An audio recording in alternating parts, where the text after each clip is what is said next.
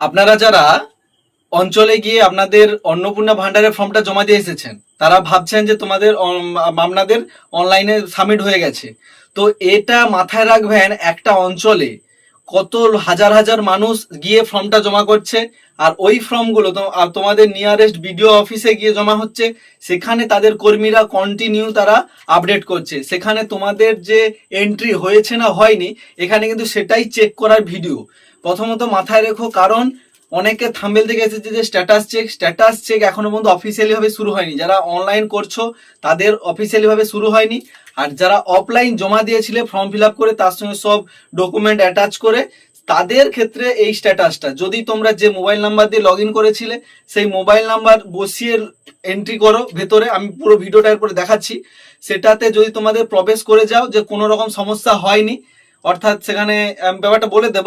আর যদি না সেখানে হয় নতুন ফর্ম খুলে যায়, তাহলে কিন্তু তোমাদেরকে পুনরায় আবার ফর্মটা ফিল আপ করতে হবে অনলাইনে। কারণ এত লক্ষ লক্ষ মানুষের একটা একটা বিডিও অফিসে ফর্ম জমা পড়েছে, যেগুলো তাদের কর্মচারীদের পক্ষে করা অসম্ভব ব্যাপার হয়ে দাঁড়িয়েছে।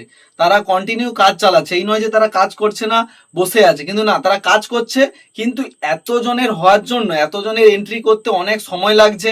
আর দ্বিতীয়ত তোমরা বুঝতেই পারছো 13 পেজের একটা ফর্ম, মানে অত বড় ফর্মটা অনলাইনেও কিন্তু ফিল আপ করতে হয়।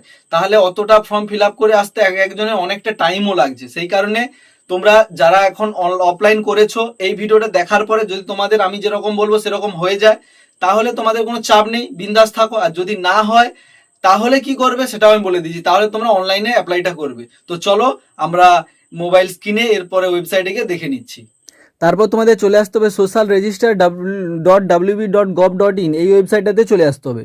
আসার পরে তোমার দেখবে এখানে তোমাদের যে ডিস্ট্রিক্ট চুজ করতে হবে এবং নিচে 10 ডিজিট মোবাইল নাম্বারটা ওটা বসাতে হবে। যেই মোবাইল নাম্বারটা তোমরা অঞ্চলে যে অফলাইন জমা দিয়েছো সেইখানে ফর্ম যদি হয় সেইটা জমা করার সময় সেই নাম্বারটা, যে নাম্বারটা দিয়েছো সেই নাম্বারটা এখানে বসিয়ে দিলে, তারপর নিচে একটা ক্যাপচার কোড পাবে, এটা প্লাস করে বসিয়ে দেবে যত হয় করে, রিকোয়েস্ট ওটিপি ক্লিক করে দেবে। এবার দেখো যে তোমাদের 6 নম্বরের একটা ওটিপি আসবে এবং তারপরে কন্টিনিউ অপশানটাতে তোমাদেরকে কী করতে হবে, ক্লিক করে দিতে হবে, ভেরিফাই অ্যান্ড কন্টিনিউ।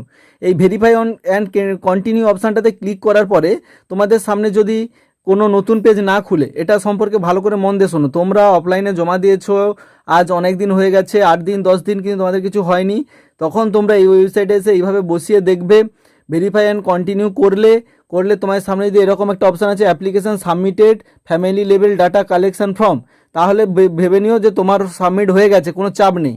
আর যদি মোবাইল নাম্বার বসানোর পরে, ওটিপি বসানোর পরে যদি সেই এইরকম একটা পেজ খুলে যায় যে যেখানে কোনো রকম ওই যে সাবমিটেড ফ্যামিলি ডাটা ফর্ম ওই অপশানটা না আসে, এরকম নতুন ফর্মের পেজ খুলে যায়, তাহলে তোমার এখনও পর্যন্ত অফলাইন ফর্ম সাবমিট হয়নি।